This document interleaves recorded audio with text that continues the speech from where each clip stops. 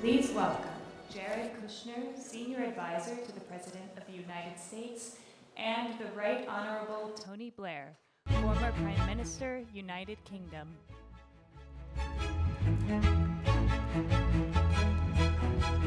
Whichever you'd like.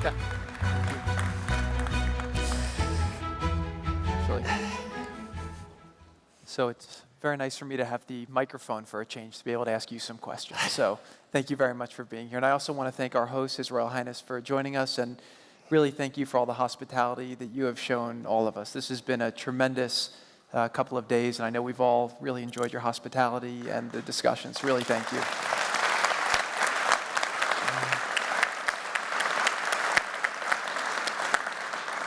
So just a quick observation is that over the last day and a half, I've spent a lot of time in Washington these last couple of years, and being surrounded by so many business people, I've been so impressed with the can-do attitude of so many people here. And when I talk to traditional people about this file, people go into all the problems and why it's hard. Hearing from Steve Schwartzman and Randall Stevenson and all the great people who have been speaking over the last days, everyone says this is very doable. It's 5 million people. We see this done at a much larger scale. For whatever reason, we've made this a mythical issue because of the political side, but economically transforming this area is very doable, and I think that's something that's been a great thing. We just confirmed we've had over 500,000 downloads of the plan from our website at the White House, which is way more than we anticipated. So I think the conversation that we've started here is one that we really is a great one. I don't think that we'll be able to turn that back, and I think it's just going to keep going. So we've really accomplished that objective. I'll just give the high level, which is that what I'm hearing from people in the constant themes is that people think that the plan we've laid out is both achievable, but only achievable if we have the proper environment and the proper governance. And so that's also a consistent theme that's been very reassuring for me to hear. So our guest here, who obviously needs no introduction, is the former Prime Minister who spent a lot of time in this region, who has been a good friend to me and a good advisor on a lot of these issues. And I wanted to start by asking you for your feedback on your thoughts of the intense effort we put on the economic side and how you think that plays with the political side and how you see that. Okay, thanks very much, Jared, and also Your Highness and everyone, thanks very much to the leadership of Bahrain for hosting us here. And I assume by your introduction that you found it great to be with a whole lot of business people, and now, unfortunately, you're stuck with a politician. But, the thing that's very obvious to me is the following. Number one, this is an economic plan that, if it's implemented, is obviously going to do enormous benefit to the Palestinian people. Number two, obviously, it isn't a substitute for the politics. And this has got to be said very clearly because of the way people misinterpret things. There will be no economic peace. There will be a peace that has a political component and an economic component. Yes. But the economy can help the politics, and the politics, of course, is necessary for the economy to flourish. And, the one thing that I learned in all the travails, frankly, of trying to wrestle with this issue is that if you can set the right political framework, then the economics can start to work. And once people feel that the economy is getting better and they've some prospect and hope for the future, then of course you get a benign and virtuous circle going. So, I remain a believer in the two-state solution, a believer in the legitimate aspirations of the Palestinian people for a state. But I know this will only happen if the politics is right and the economics are right. This economic plan is a good basis for doing the economics. The politics has got to be right in this sense as well. The obvious sense people talk about is how do you negotiate the contours of the boundaries of a Palestinian state and the two-state solution. And that's important. But the politics, from my experience, not just with this issue, but, for example, with the Northern Ireland peace process and other areas of endeavor. The politics only works if the politics goes deep, right? If there's genuine cultural acceptance on both sides. If both sides can establish some sense of real trust in each other, and that stability, by the way, if you can achieve that, that stability then helps the economics. So this is the relationship I see between the two, and I think it's absolutely foolish to believe you can have economics without sound politics, but it's likewise completely futile to think politics will work without economics buttressing it. You mentioned Northern Ireland and your experiences there, and obviously that was a great success. What role did having a economic uplift play there, and how was that integrated into negotiations, and how did that impact the ability for that to hold over time? So, two interesting things. One, in Northern Ireland, although we had a political agreement, that political agreement didn't fix everything, right? It was a political agreement that then allowed the situation to evolve depending on what the parties did, okay? Because you can start a peace process, but you're only going to get peace if the thing moves in a benign direction, right? That's the first thing. The second thing is the economics made a huge difference. You know, when I was growing up in Belfast, it was a city with barbed wire, troops patrolling the streets. You couldn't go to a pub or a restaurant. You go back to Belfast today, it's a fantastic city. So the economics, yeah, definitely is of enormous help to the politics. And, you know, the interesting thing about your economic plan is we just had a conversation now about telecoms. Okay. Now, I think we got our first bid on the telecom right. network. So. So what was interesting to me is telecoms are absolutely vital. It's a completely necessary part of the economic plan. Now, if a Palestinian was sitting here, they'd say, yes, but we have all these restrictions the Israelis place on us. So how do we remove those restrictions so that we can get the telecom infrastructure we need? Well, that's why your plan has got to set out your ambitions, and then you've got to be prepared backwards, right, to stick in there and get it done. So let's talk broader in the region now and the trends that you're seeing in terms of when you started engaging with the Middle East. It was over a decade ago. And then now you've seen maybe a change and there are different prioritization. How do you see this, this conflict in the context of the broader Middle East right now? And how do you see the prioritization of the leaders as opposed to what you saw when you started? So I think today in the region, people realize that in the end, it's going to be up to them. You know, that their own destiny is in their own hands. When I take a step back and I look at this region, I think there are two big questions. Can you get to societies of religious tolerance? And can you get to rule-based economies? I mean, everything that is, you've heard from all the business people here today and yesterday is, can you establish predictable rules in which we can do business? But the other thing is, can the region escape what is a poisonous politics when you turn religion into a political battle? Because if you look around the world today, it's all about people being connected, right? And your best connection today is when you're prepared to go across the boundaries of faith and culture and race and ethnicity and say, look, I'm open-minded to you. And that, to me, is what the struggle in this region is all about.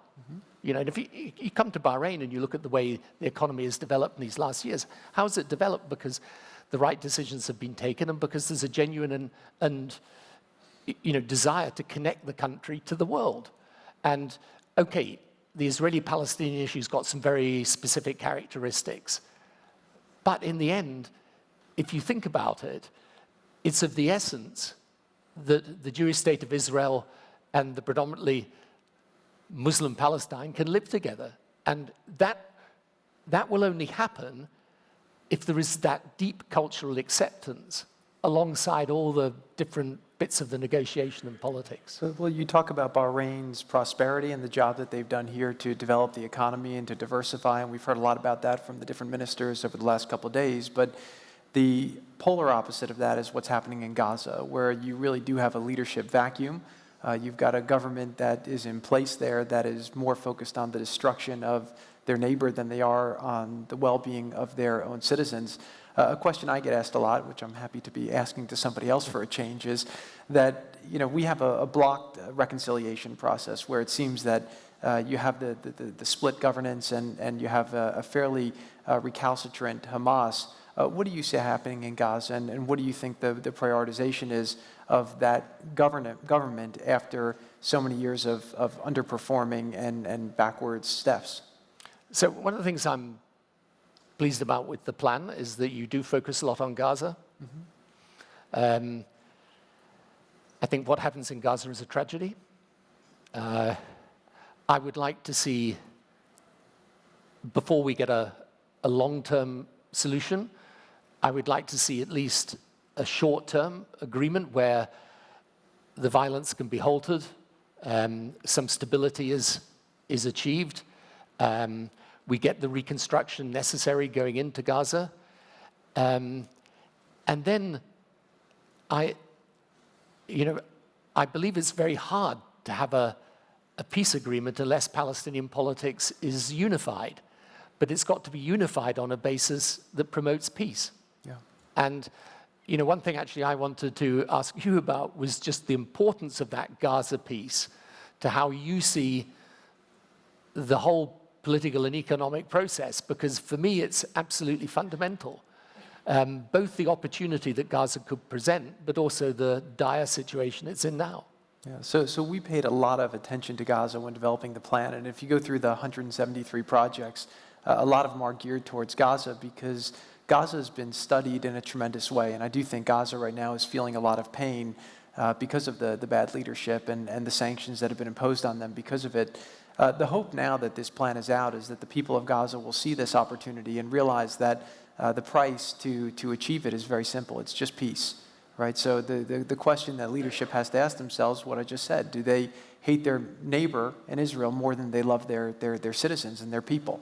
And I think that that's a fundamental question that Hamas is going to have to ask. But I think that if what I have seen, and again, one of the things that this workshop has affirmed is that the world is interested in this project. The world has not given up on the Palestinian people, quite to the contrary. Hearing from Mohammed last night when he said, he was here representing the Palestinian people, and that if there ever was a governance structure that was created, he thinks the entire Arabic world would rush in to try to help the Palestinian people and do development. So the potential is very, very robust. I think it's really about the leadership making a choice to change their business plan because what they've chosen for the last 12 years really hasn't worked. Yeah, no, I think I think it's when you look at Gaza, you realize that the link between the politics and the economics is so important, because if you just imagine if Gaza was starting to make progress and you got back to decent rates of growth, unemployment was coming down, then when you come to the politics, it's a lot easier for people to see how they can, live together and make peace together. And I thought one thing that was it's interesting to me, again, from different parts of the world, Mohammed mentioned yesterday Serbia. And this is something I was obviously heavily involved in as Prime Minister 20-odd years ago. But if you take Serbia today, the reason he can come and invest there is that the government is making the changes that are necessary. There's a new sense of hope in the region. And, this is, for me, one of the most difficult things with the Israeli-Palestinian issue is that people have gone over it so many times and they've looked at it from so many different angles. They've kind of, it's one of these, I'm sure people said this to you, it's one of these things where people say, are you really going to be bothering with that? And the answer is, it is important to bother with it, and you are bothering with it, which, by the way, is good. But it's also important to remember about politics, progress does happen. Yes. Situations don't stay the same. Well, let me ask you, in all of the examples we studied, one of the ones that I was most impressed by was the case of Poland. You see the transformation that Poland had by really executing a very, very sound plan.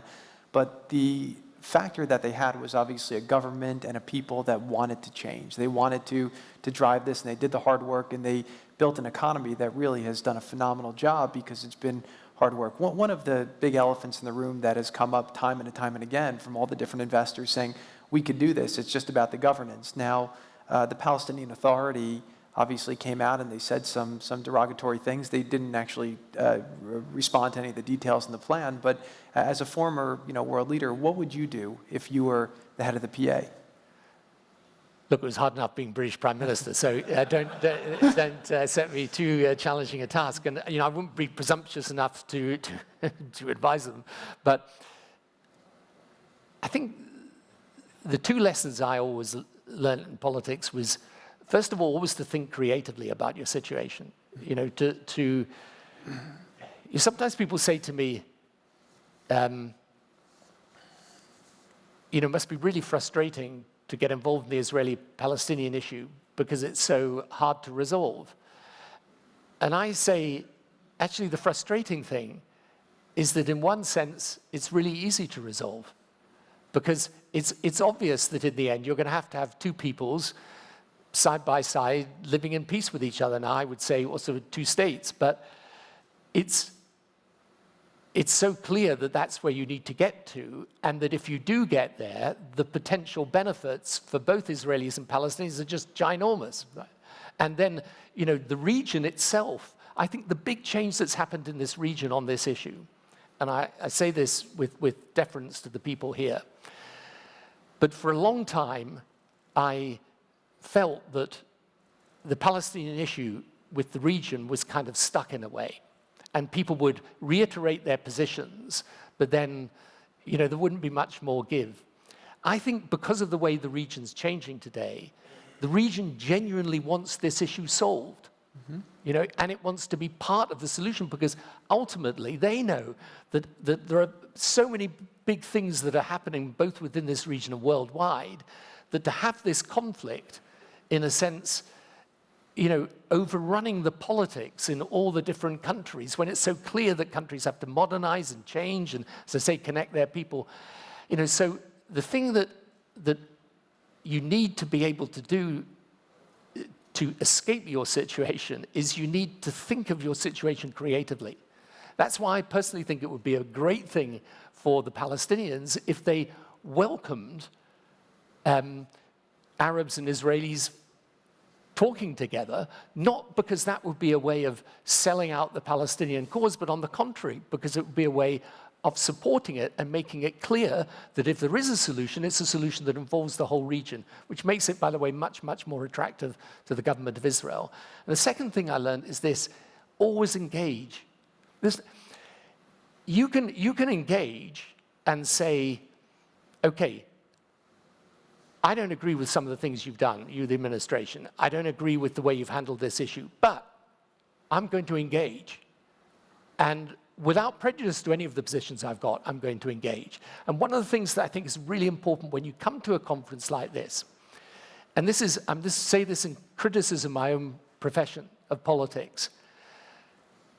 Yep, the politics is important, but so is how you do the details of infrastructure. So are things like land registration. So are things like how you build the capacity of your government to take the correct decisions. And some of those things, yes, a Palestinian would sit here and say, well, we can't do this because of the Israelis, and we can't do that because of the Israelis, but other things can be done. And the more you take your own, even with your constraints, you take your own destiny in your own hands, the more you think of yourself as an active agent of change, rather than simply someone sitting there with the world just surrounding you, the better it will be. And I know this may be, as I said to you just a moment ago, this may be your youth and my innate crazy optimism, but I genuinely do believe it is possible to find a solution to this issue. I think it is still fundamentally important, but I think time is running out. We need imagination, we need creativity, we need leadership, we need it from all sides, and we need it now because as we speak day by day, ordinary people amongst the Palestinians are not getting the breaks they deserve. And actually, one thing that this conference shows is that we all care about doing that for them and with them. Well, I definitely prescribe to your second point because I do think that the way that we've tried to approach this is just by laying out a logical framework. And hopefully when we lay out the political plan, they'll also see that there's a logical framework. And we've learned not to take things personally. We watch sometimes what's said with amusement, but we just keep marching forward because we assume it's some form of negotiating strategy that's so perverse that no deal's been made in 25 years. But by putting out a detailed logical framework, hopefully that allows people to then get into a discussion of the details as opposed to these high-level concepts which seem to never find a way to a solution. So, and I will say that what you're saying in terms of the climate of the region, when the president went to Riyadh on his first presidential trip, he laid out his priorities for the region. And the first priority was really to counter Iran's aggression. And this is somebody who came in not being a career politician and who said, I'm looking at this region fresh-eyed, and he said, I think Iran is the absolute single biggest issue in this region. Everywhere he looked, they're causing the instability, a real threat to what the future is for everybody. Number two, he identified as ISIS and obviously the caliphate that they had, and the president really ramped up his efforts, and we've been able to make tremendous strides there thanks to his leadership. The third one was the ideology of extremism, and we've worked very closely with Bahrain, with the Saudis on pushing tolerance and on really going after a lot of the people who are spreading the extremist ideology. But this is really the fourth issue in the region, which is something that if we can figure out a way to make progress on this issue in a very real way, I think it will unify the region and make everyone more economically codependent, more tolerant, more secure, and I think it will create tremendous opportunity. And so I really just want to thank you for all the work that you've done on this, because as I know firsthand, when you try to push forward into this problem, you have a lot of people with a lot of ideas who are very quick to give criticism, not very quick to give constructive solutions. And the fact that you've been working on it for so long, I've learned a lot from what you've done, and we've definitely borrowed from a lot of your ideas. So I just want to thank you for all your efforts and for everything you've done to try to make the world a better place. Thank you very much. Thank you, Jared. Thank you. Thank you. Thank you. Thank you.